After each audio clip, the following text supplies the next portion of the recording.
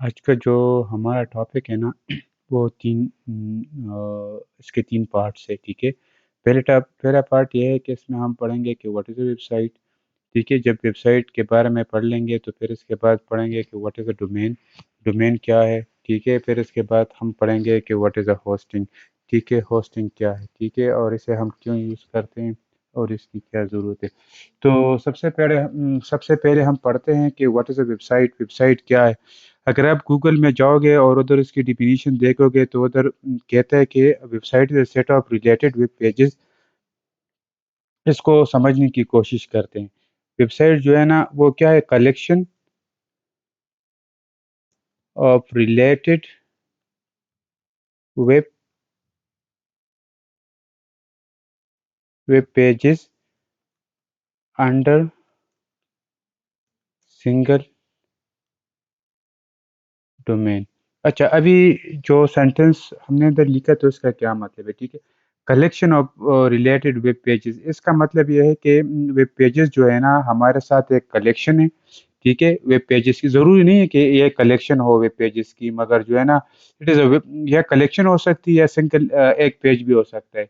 लेकिन जो एक पेज होता है वो बहुत कम चांसेस है कि वेबसाइट में किसी किसी भी वेबसाइट में एक पेज हो, ठीक है। ज़्यादातर केसेस में इसमें ये collection of related web pages होता है अंडर सिंगल डोमेन। इसको समझने की कोशिश करते हैं। ये जो collection of related web pages है ना, इसका मतलब ये है कि अगर हम कोई भी वेबसाइट बनाएंगे ना तो इसके जितने भी वेब पेजेस होंगे उसमें उसी के रिलेटेड ही डेटा होगा। सपोज अगर हम एजुकेशन डिपार्टमेंट के लिए वेबसाइट बनाते हैं, ठीक है, किसी एजुकेशन डिपार्टमेंट के लिए वेबसाइट बनाते हैं तो इसमें जितने भी वेब पेजेस होंगे वो एजुकेशन डिपार्टमेंट के रिलेटेड ही उसमें डेटा होगा, ठीक है। अगर इसमें किसी पर्सन की फ़ोटो, अगर किसी पर्सन किसी शख्सियत की इसमें कोई पिक्चर वगैरह होगी तो वो तो या डायरेक्टर होगा एजुकेशन डिपार्टमेंट का, या मिनिस्टर होगा, या सेक्रेटरी होगा, ठीक है, या जो है ना प्राइम मिनिस्टर होगा पाकिस्तान का, ठीक है। तो उसमें जितने भी अगर इसमें कोई वीडियो हम अपलोड करते हैं तो वो सेरेमनी होगी, अवार्ड विनिंग सेरेमनी होगी, किसी स्कूल की, किसी एजुकेशन सिस्टम की, ठीक है। तो जितने भी इसमें वेब पेजेस होंगे और जितने भी इसमें वेब पेजेस होंगे उसके, हाँ हाँ, उसके अंदर ऑडियो टेक्स्ट हो, वीडियो टेक्स्ट हो, एनिमेशंस हो, ठीक है, जो जितने भी डेटा उसके अंदर होगा वो किसी न किसी तरीके से एजुकेशन के रिलेटेड ही होगा। अगर हम एक वेबसाइट बनाते हैं मूवीज़ का, तो उसमें उसके जितने भी वेब पेजेस होंगे, ठीक है, तो उसमें जितना भी डेटा होगा वो मूवीज़ रिलेटेड ही होगा। अभी तो इस तरह हम नहीं कर सकते ना कि किसी मूवीज़ के वेबसाइट में हम एजुकेशन रिलेटेड डेटा डाल दें और एजुकेशन में जो है ना मूवीज़ रिलेटेड डेटा डाल दें, ठीक है? तो ये गलत होगा, ठीक है? तो इस सेंटेंस का यही मतलब है कि collection of related web pages, ठीक है? जो collection of related web page, related का मतलब ये है कि इसमें जितने भी वेब पेजेस होंगे वो एक दूसरे के साथ रिलेटेड होंगे जिसका ये वेबसाइट होगा। सब और अंडर सिंगल डोमेन का मतलब ये है, ठीक है, कि अगर मेरे साथ ये एक वेबसाइट है, ठीक है? तो उसमें जितना भी डेटा है तो ये एजुकेशन रिगार्डेड ही है। अगर मैं इधर देखूं तो इधर जितनी भी ये एक स्टूडेंट है, ठीक है, तो एक पर्सन की पिक्चर है इसमें, तो ये भी एक स्टूडेंट है, ठीक है, किसी न किसी तरीके से एजुकेशन डिपार्टमेंट के साथ इसका ताल्लुक होगा। अभी इस पर्सन की पिक्चर आप देख ले, जो जितना भी डेटा होगा नोटिफिकेशन होंगी तो ये एजुकेशन डिपार्टमेंट की ही नोटिफिकेशन होगी। इसमें किसी दूसरे डिपार्टमेंट की नोटिफिकेशन का कोई चांस ही पैदा नहीं होता। जिस तरह डाउनलोड टैब में जाएंगे तो इसमें जितना भी डेटा होगा वो एजुकेशन रिलेटेड का ही होगा, ठीक है। तो इसका मतलब ये है। अभी हम समझते हैं कि वेब पेजेस क्या है। वेब पेजेस हमारे साथ सिंपल पेजेस होते हैं, ठीक है, सिंपल वेब पेजेस होते हैं जिसको हम ऑनलाइन देख सकते हैं, उसको हम वेब पेजेस कहते हैं, ठीक है। तो वेब पेजेस होते हैं जो जो कंसिस्ट होते हैं डेटा, जो हमें प्रोवाइड करता है इंफॉर्मेशन, इंफॉर्मेशन हमें प्रोवाइड करता है। उस वो इंफॉर्मेशन किस सूरत में होगी, उस इंफॉर्मेशन का जो डेटा होगा वो किस टाइप में होगा। तो वो एनिमेशन में भी हो सकता है, ठीक है, वो एनिमेशन भी हो सकती है, वो एक ऑडियो टेक्स्ट वो एक ऑडियो फाइल में भी हो सकती है, वो वीडियो भी हो सकती है, हो जाए ना किसी पिक्चर की शक्ल में भी हो सकती है। मतलब वेब पेजेस जो है ना उसमें इंफॉर्मेशन होगा, वो इंफॉर्मेशन किस फॉर्म में होगी, वो किसी ऑडियो फॉर्म में भी हो सकती है, किसी वीडियो फॉर्म में भी हो सकती है, इसमें एनिमेशन भी हो सकती है, इसमें पिक्चर भी हो सकती है। अभी सपोज है मेरे पास एक वेबसाइट है, इसमें जो है ना ये इसका होम पेज है, इसमें जो है ना जितने भी वो डेटा है ना, ये एक किस्म का इंफॉर्मेशन है हमारे लिए।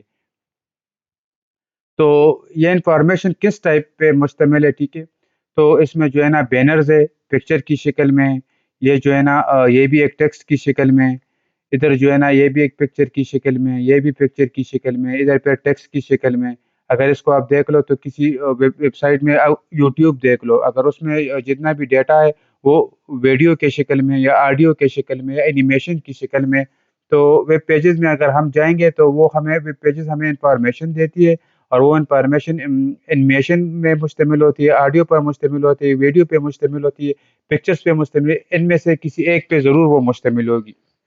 अच्छा, अभी वेब पेजेस जो है ना, वेब पेजेस को हम व्यू किस तरह करते हैं, ये वेब पेजेस को हम देखते देखते किस तरह है, ठीक है। इस वेब पेजेस को हम व्यू जो है ना वेब ब्राउज़र की मदद से करते हैं। और सबसे इम्पोर्टेंट चीज़ जो हमें इंटरनेट की दुनिया से कनेक्टेड करता है वो वेब ब्राउज़र है। सपोज़ अगर मेरे पास ये लैपटॉप है, इंटरनेट कनेक्शन भी इसमें है, ठीक है। तो अगर मैं इसे इंटरनेट कनेक्शन है, अगर मैं इसे इंटरनेट कनेक्शन हटा दूँ, तो एक उसी सूरत में जो है ना मैं इंटरनेट की दुनिया से डिस्कनेक्ट हो जाऊँगा। सपोज़ अगर इसी इसी इंटरनेट होने के बावजूद इसी सिस्टम से मैं वेब ब्राउज़र हटा देता हूँ, तो इसमें जो है ना इंटरनेट कनेक्शन का कोई फ़ायदा ही नहीं है। इसमें मैं ना गूगल खोल सकता हूँ, ना इसमें मैं यूट्यूब खोल सकता हूँ, ना इसमें मैं कोई और चीज़ें खोल सकता हूँ। तो लैपटॉप में जो है ना, जो लैपटॉप या पीसी या टैबलेट वग़ैरह जो भी हम वेब पेजेज़ व्यू करते हैं, तो वेब पेजेज़ की व्यू होने के लिए हमारे साथ वेब ब्राउज़र होना ज़रूरी है। वेब ब्राउज़र के बगैर हम कोई भी वेब पेजेज़ व्यू नहीं कर सकते। इट इज़ जो है ना ये कंप्लीटली इम्पॉसिबल होगा कि किसी ब्राउज़र के बिना हम जो है ना किसी वेब पेज को व्यू कर दें, ठीक है। तो वेब ब्राउज़र को व्यू करने के लिए हमारे साथ वेब पेजेस को देखने के लिए हमें एक सॉफ्टवेयर की ज़रूरत होती है जिसे हम वेब ब्राउज़र कहते हैं। और वो वेब ब्राउज़र गूगल क्रोम भी हो सकता है, मोज़िला भी हो सकता है, फायरफॉक्स भी हो सकता है, जो जो जो भी है, मतलब आप जो भी यूज़ करना चाहते हो, इंटरनेट एक्सप्लोरर भी हो सकता है। अच्छा, तो अभी हमने पढ़ा कि वेबसाइट क्या है, तो वेबसाइट हमारे साथ collection of related web pages है। और जो है ना एक किस्म का डेटा, जितने भी वेबसाइट, अगर हम कोई भी वेबसाइट बनाते हैं तो उसमें जितने भी वेबसाइट बनाएँगे तो उसी रिलेटेड ही डेटा इसके वेब पेजेज़ में होगा। और वो वेब पेजेज़ जो है ना कौन से डेटा पर मुश्तमिल होगा, उसमें ऑडियो होगी, वीडियो होगी, वेब पिक्चर्स होंगे। और वेब ब्राउज़र जो है ना हमें ज़रूर चाहिए होगा किसी भी वेब पेजेज़ को व्यू करने के लिए। अच्छा, ये तो हमारे साथ बन गया वेबसाइट, ठीक है।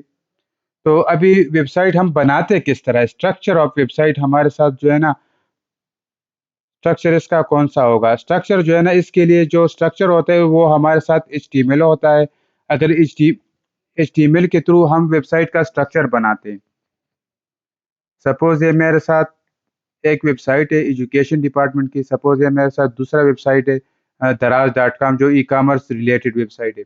इस पे मैं कंट्रोल यू कर लेता हूँ, तो मुझे जो इसका जो स्ट्रक्चर है ना, तो वो मुझे दूसरे टैब में ओपन हो जाएगा कंट्रोल यू की मदद से। तो ये किस चीज़ में इसका स्ट्रक्चर बना है, इसका स्ट्रक्चर जो बना है ना, तो एचटीएमएल की शक्ल में बना है, वो एचटीएमएल से ही इस स्ट्रक्चर की बुनियाद रखी गई है। किसी भी वेबसाइट की स्ट्रक्चर की बुनियाद जो है ना वो एचटीएमएल से ही रखी जाती है। अभी एचटीएमएल, अगर हमारे साथ ये, अगर मैं आप लोगों को ये वाला कोड दे दूं, तो ये क्या आप लोगों के लिए रीडेबल फॉर्म में है? नहीं, तो ये आप लोगों के रीडेबल फॉर्म में नहीं है। तो इसको रीडेबल फॉर्म में कन्वर्ट करने के लिए हमने जो इसके लिए क्या यूज़ किया, वेब डिज़ाइन यूज़ किया है। वेब डिज़ाइन यूज़ किया, और वो वेब डिज़ाइन किस चीज़ पे मुश्तमिल है? सीएसएस पे मुश्तमिल है, बूटस्ट्रैप पे मुश्तमिल है, व्यू जेएस पे मुश्तमिल है, एजेक्स पे मुश्तमिल है, जावास्क्रिप्ट पे मुश्तमिल है, डिफरेंट बहुत सारे लैंग्वेजेज़ हैं जो एक वेबसाइट को रीडेबल फॉर्म में हमको लाके देते हैं, ठीक है। ये जो सीएसएस हो गया, बूटस्ट्रैप हो गया, एजेक्स हो गया, ये जो है ना मैकअप का काम करते हैं वेबसाइट के लिए। फिर इसमें वेबसाइट के हमारे साथ 2 ही टाइप होते हैं। एक स्टैटिक होता है और एक डायनेमिक होता है। डायनेमिक वेबसाइट वो होती है जो रेगुलरली चेंज होती रहती है। सपोज आपका जीमेल है, ये हमारे पास एक डायनेमिक वेबसाइट है, ठीक है। अगर जीमेल आप आज उससे साइन आउट कर दोगे, तो मैं आपको ईमेल सेंड करता हूँ, तो आपकी जो इनबॉक्स में पहले 3 ईमेल होंगे, अभी उसमें से एक ऐड हुआ होगा, वो 4 बन जाएंगे। तो ये डायनेमिक हो गया, ठीक है। जो डेटा हम अगेन एंड अगेन चेंज करते हैं, खुद ब खुद बैकएंड से चेंज होता रहता है, उसको हम डायनेमिक कहते हैं। फेसबुक हमारे साथ एक डायनेमिक वेबसाइट है, ट्विटर हमारे साथ डायनेमिक वेबसाइट है, यूट्यूब हमारे साथ डायनेमिक वेबसाइट है। अच्छा, स्टैटिक वेबसाइट कौन से? स्टैटिक वेबसाइट वो होते हैं जो जिसका डेटा हम लोग चेंज नहीं कर सकते। हम लोग से मेरा मतलब है यूज़र चेंज नहीं कर सकते, तो उसको हम स्टैटिक वेबसाइट कहते हैं। जो जिसका डेटा चेंज करने के लिए आपको कोड के अंदर जाना पड़ता है, उसको हम स्टैटिक वेबसाइट कहते हैं। और डायनेमिक वेबसाइट हमारे साथ वो वेबसाइट होते हैं जिसका डेटा चेंज करने के लिए हमें कोड के अंदर जाना नहीं पड़ता, उसको हम क्या कहते हैं? उसको हम डायनेमिक वेबसाइट कहते हैं। तो जितने भी वेबसाइट बिल्डिंग है जो वो है, वो 2 तरीके से होती है। एक वेबसाइट डिज़ाइन होता है। वेबसाइट डिज़ाइन, जो जो लोग वेबसाइट डिज़ाइन करते हैं उसको हम क्या कहते हैं? वेबसाइट डिज़ाइनर कहते हैं, ठीक है। जो लोग वेबसाइट डेवलप करते हैं, जो बैकएंड के कोड वगैरह लिखते हैं, तो उसको हम कहते हैं बैकएंड डेवलपर, या वेबसाइट डेवलपर उसको कहा जाता है। तो उम्मीद है इधर तक जो है ना आप लोगों को जितने भी वो मैंने समझा वो आप लोगों को क्लियर होगा। अच्छा, इसके बाद हमें ज़रूरत होती है डोमेन की। अभी वेबसाइट की डेफिनिशन भी हो गई, और इसका जो जिस तरह हम इसे बनाते हैं, इसका स्ट्रक्चर वगैरह, वो चीज़ भी हो गई। सपोज़ वेबसाइट हमारे हमारे हमने बना दिया, ठीक है? वेबसाइट बिल्ट अप हो गया हमारे साथ। तो अभी नेक्स्ट स्टेप हमारा क्या होगा? हमारा नेक्स्ट स्टेप क्या होगा? हमारा नेक्स्ट स्टेप ये होगा कि हम इसके लिए कोई नाम देंगे, कोई नेम देंगे, ठीक है? तो उस नेम को हम क्या कहते हैं? जो नेम हम इन्हें देंगे उसको हम डोमेन कहते हैं। इसको हम क्या कहते हैं? इसको हम डोमेन कहते हैं, डोमेन। डोमेन की मदद से जो है ना हम इसका नेम सेलेक्ट करते हैं। तो सपोज़ हमारे इसके लिए हमारे साथ मुख्तलिफ़ किस्म के वेबसाइट है, ठीक है? एक होस्टिंगर है, गोडैडी है, और इसके अलावा और भी बहुत सारे हैं। जो वेबसाइट आपको पसंद हो, आप उसमें जो है ना वो सर्च कर सकते हो। सपोज़ अभी मैं ऑनलाइन सेशन के लिए सर्च कर रहा हूँ। ऑनलाइन सेशन मैं चाहता हूँ कि मेरे साथ एक वेबसाइट हो जिसका डोमेन ऑनलाइन सेशन से स्टार्ट हो। इधर मैं गोडैडी वेबसाइट में आता हूँ, इधर सर्च डोमेन पे मैं क्लिक कर लेता हूँ। इधर मेरे साथ जो है ना डिफरेंट ऑप्शंस अवेलेबल होंगे। ऑनलाइन सेशन जो है, अभी प्रीमियम डोमेन जो है ऑनलाइन सेशन डॉट कॉम, इसकी जो है ना मंथली जो है ना ये है, और ईयरली चार्जेस इसके ये है, ठीक है। तो अभी इसके नीचे आते हैं, ये डॉट कॉम की बात कर रहा हूँ। अभी इसमें एक्स वाई जी आ गया, क्लब आ गया, डॉट ऑनलाइन आ गया, ठीक है, डॉट मॉन्स्टर आ गया, डॉट एक्स वाई जेड। तो अगर हम एजुकेशन के लिए अगर हम चाहते हैं कि हम जो है ना एक स्पेसिफिक वेबसाइट जो है वो स्पेसिफिकली किसी वेबसाइट का डोमेन हम चूज़ करते हैं, तो उसके लिए हम इस तरह का, अगर पाकिस्तान के लिए हम को चूज़ करें तो उसके लिए डॉट पी के का डोमेन के एंड में होगा, डॉट कॉम की बजाय डॉट पी के होगा। अगर इंडिया के लिए करते हैं तो उसके एंड में dot I I I N होगा और आई एन डी होगा। अगर हम चाहते हैं कि इंडिया के बगैर लोग इसे व्यू ना कर सके, मतलब इंडिया के लिए हम इसके लिए बनाना चाहते हैं। अगर किसी एजुकेशन सिस्टम के लिए हम बनाना चाहते हैं तो उसके लिए तो उसमें जो डॉट ई डी होगा। इस तरह एक्स वाई जेड जो है ना ये हमारे पास जितने भी आप dot com, dot E D you, dot P के, इन चीज़ों से जाओगे, डॉट एक्स वाई जेड की तरफ आओगे, ए बी सी की तरफ आओगे, डॉट ऑनलाइन की तरफ आओगे, तो ये डोमेन सस्ते होते जाते हैं। डॉट एक्स वाई जेड जो है ना वो हमें 607 का जो है ना वो मिल रहा है, और ये जो है ना हमें इतने का मिल रहा है, ठीक है, डॉट कॉम वाला। और ऑनलाइन सेशन जो है ना वो हमें इतने का मिल रहा है। तो डोमेन जो है ना एक किस्म के नेमिंग सिस्टम है अपने वेबसाइट के लिए। जब हम अपने वेबसाइट को अपने वेबसाइट को कोई नाम देना चाहते हैं, तो हम वो किसके थ्रू देंगे? वो हम डोमेन के थ्रू लेंगे। डोमेन में फिर हमारे साथ डिफरेंट वैरायटीज़ होती है। अगर हम एजुकेशन डिपार्टमेंट के लिए इसके लिए बनाना चाहते हैं तो .edu, अगर पाकिस्तान के लिए बनाना चाहते हैं तो .pk, स्पेसिफिक एरिया के लिए बनाना चाहते हैं तो उसी रीजन का नाम हम .ed में डाल देते हैं। अगर हम चाहते हैं कि ये जो है ना सारी दुनिया के लिए हो तो फिर उसके लिए हम .com बना लेते हैं। तो यह हो गया जो वेबसाइट का नेमिंग सिस्टम। अच्छा, ये हो गया वेबसाइट का नेमिंग सिस्टम। अब हमने वेबसाइट भी बना लिया, उसको नेम भी दे दिया, फिर अब हम उसको रखेंगे किधर? Where to place a website, इसकी लोकेशन किधर होगी? तो उसके लिए जो चीज़ हम यूज़ करते हैं, जो नेम हम यूज़ करते हैं, उसको हम कहते हैं होस्टिंग। क्या कहते हैं उसको? उसको हम कहते हैं होस्टिंग। अभी वेबसाइट हमने बना लिया, उसको हमने नेम भी उसके लिए चूज़ कर लिया, डोमेन, जिसे हम वेबसाइट नेमिंग सिस्टम को हम डोमेन कहते हैं। अब इसको हमने रखना किधर है? तो रखना हमने इसको, इसका जो प्लेस है ना वो हम डिसाइड करेंगे होस्टिंग के थ्रू। होस्टिंग जो है ना एक किस्म का प्लेस होता है। जिस तरह हम कहीं जाते हैं ना तो हम किसी होटल में स्टे कर लेते हैं, किसी अगर सपोज हम किसी टूरिस्ट एरिया में जाते हैं तो उधर हम एक होटल, एक कमरा रेंट पे ले लेते हैं, ठीक है? या इस तरह कर लेते हैं, अगर हमारे पास बहुत ज़्यादा पैसा हो तो किसी होटल को ले लेते हैं, जब हमारा मूड हुआ तो हम उधर चले जाते हैं। तो इस तरह होस्टिंग भी एक किस्म की हमें डिफरेंट ऑप्शन प्रोवाइड करता है।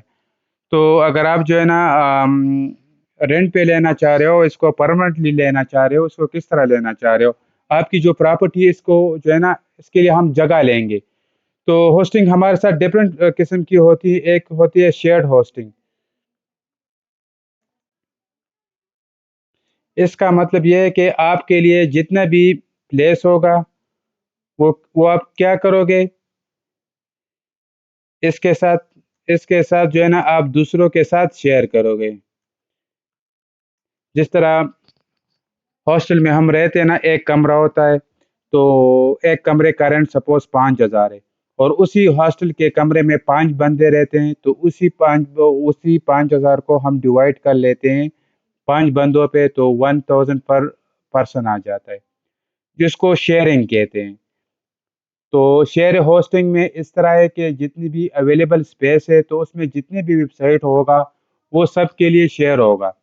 तो अभी उस कमरे में तो हम ये नहीं कह सकते कि इधर से इधर तक का ये कमरा आपका है, इधर से इधर ये कमरा आपका है, इधर से इधर ये कमरा आपका, वो तो हम नहीं, इस तरह तो नहीं कर सकते ना। तो सपोज उसमें जो है ना एक मोटा सा लड़का आ जाता है तो वो ज़्यादा स्पेस लेगा, एक दुबला पतला बंदा आ जाता है तो अगर वो सोते वक्त वो कम स्पेस लेगा। तो उसी तरह यही सिस्टम जो है ना शेयर होस्टिंग में रियलिटी में भी अप्लाई होता है। सपोज मैं इसमें 5 वेबसाइट पढ़े हुए हैं, ठीक है? एक वेबसाइट पे ट्रैफिक बहुत ज़्यादा आ रहा है, दूसरे पे एक वेबसाइट पे 1,000 व्यूज़ पर डे आ रहे हैं, दूसरे पे 500 व्यूज़ पर डे आ रहे हैं, तीसरे पे 20 व्यूज़ पर डे आ रहे हैं, और तीसरे 5वें पे सपोज़ तीसरा, चौथा जितने भी आप करते हो तो उसमें 1 व्यू पर डे आ रहा है। तो ये 1,000 व्यू जो है ना, तो ये इसमें बहुत ज़्यादा ट्रैफिक आ रहा है तो ये 500 को भी वो क्या करेगा, इफ़ेक्ट करेगा, 20 को भी इफ़ेक्ट करेगा, 1 व्यू को भी इफ़ेक्ट करेगा। तो अगर जिस वेबसाइट पे 1 व्यू आ रहा है तो उसी 1,000 व्यूज़ की वजह से जो ये ट्रैफिक इस पे, जितनी भी ट्रैफिक इस पे आती है ना, तो इस पे ये 1 व्यू भी इफ़ेक्ट होता है। तो इसकी वो स्पीड क्या हो जाती है, स्लो डाउन हो जाती है, ठीक है? तो इसमें जो है ना मनी तो हमारे पास, पैसा तो हमें बच जाता है, हम शेयरिंग से जो है ना वो चीज़ तो हम शेयर कर लेते हैं, लेकिन क्या हो जाता है, अ,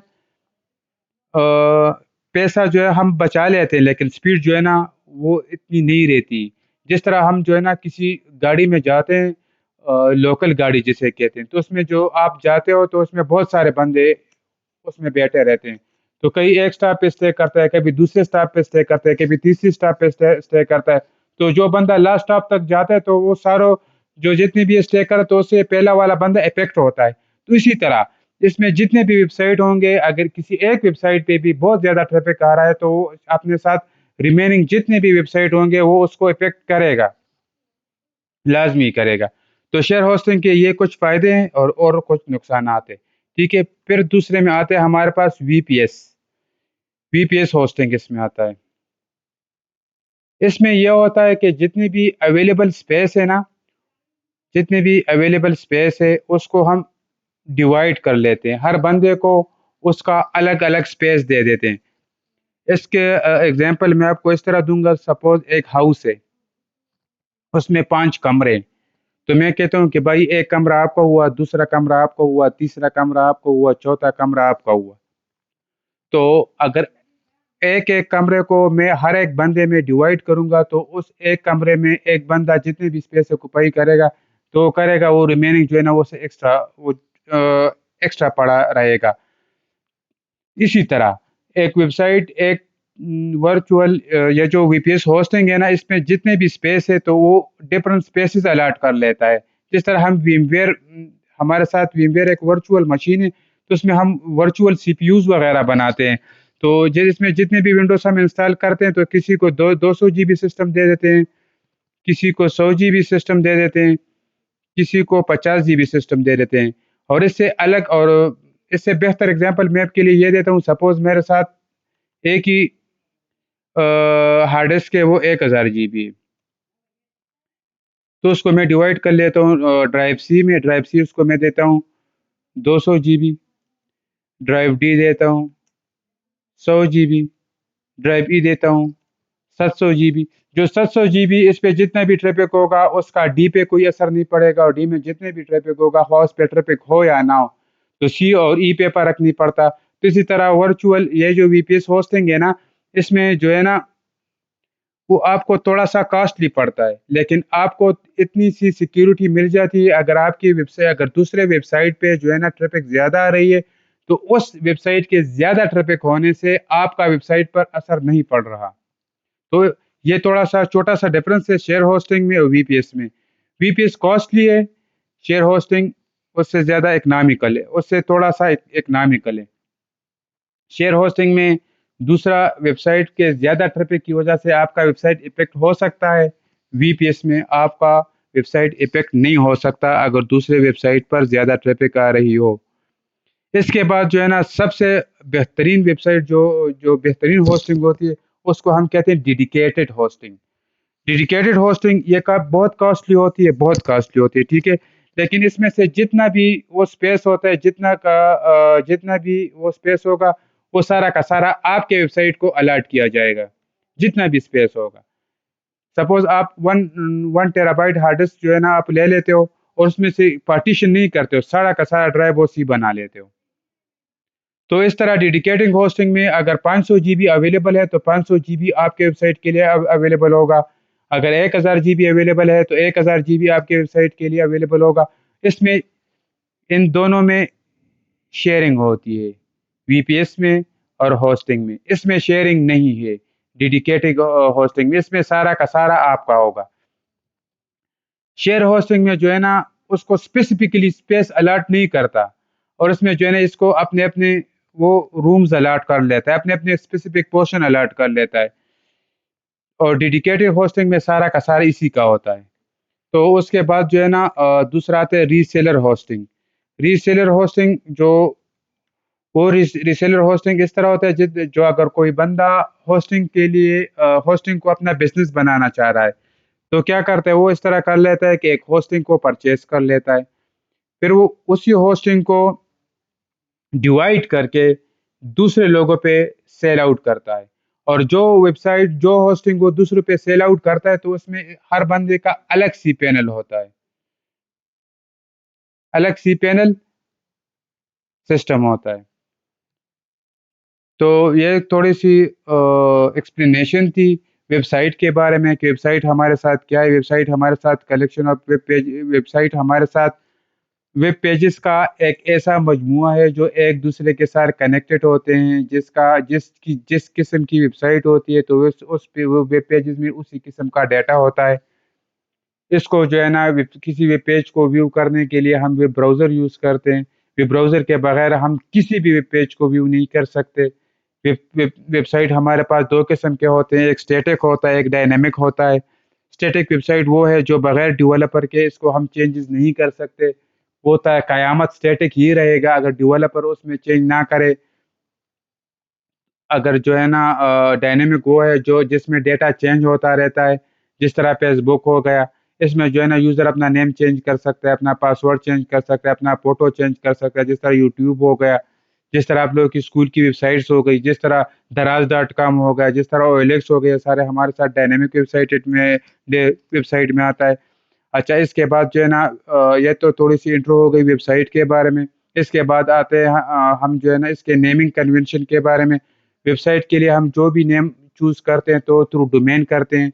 फिर हमारे पास डिफरेंट ऑप्शंस अवेलेबल है, गोडैडी है, होस्टिंगर है और इस गूगल में सर्च करोगे तो बहुत ज़्यादा मिल जाते हैं। कुछ फ्री है, कुछ पेड है, ठीक है। फिर डोमेन में भी हमारे पास .pk, .in, .ind, .edu, .com हर हर हर जो है ना एक्सटेंशन की अपनी-अपनी अहमियत है। उसके बाद आ जाते हैं हम होस्टिंग में। होस्टिंग जो है ना हमारे पास एक प्लेस होती है जिधर हम वेबसाइट को रखते हैं। तो शेयर होस्टिंग हमारे साथ इस तरह का वेबसाइट है कि मतलब एक शेयर होस्टिंग हो गया, एक वीपीएस होस्टिंग हो गई, दूसरा जो फिर तीसरे पे डेडिकेटेड होस्टिंग हो गई, रीसेलर होस्टिंग हो गई। तो इन इन चारों के अपने-अपने फ़ायदे और अपने-अपने नुकसानात हैं। जब भी कोई ये होस्टिंग जो है ना अच्छा, ये होस्टिंग जो है ना आप अपने सीपीयू से भी बना सकते हो। होस्टिंग जो है ना आप अपने सीपीयू से भी बना सकते हो, लेकिन इसको अगर आप 24 घंटे और साल के 365 दिन इसको ऑन रख सको तब होस्टिंग आप इससे अपने सीपीयू को भी होस्ट बना सकते हो। इसमें क्या होता है कि मतलब ये आप लोगों के लिए बहुत इम्पॉसिबल है, ठीक है? जो जब भी आपका सिस्टम जो है ना डाउन होगा, अगर खुदा ना खास्ता किसी भी वजह से जो है ना आपका होस्टिंग इंटरनेट के साथ इसकी डिसकनेक्टिविटी हो गई या लोड या आपका सिस्टम जो है ना वो किसी वजह से इसने काम करना छोड़ दिया, तो आपका क्या होता है, आपका फिर सर्वर डाउन होता है, सर्वर डाउन जिसे हम सर्वर डाउन कहते हैं। तो आप लोगों का सर्वर डाउन हो जाते, जो फिर जिस तरह हम कॉमनली एक वर्ड यूज़ करते हैं कि फेसबुक का सर्वर डाउन है या दराज का सर्वर डाउन है, तो मतलब ये किसी न किसी तरीके से उसमें डिसकनेक्टिविटी आ जाती है होस्टिंग में।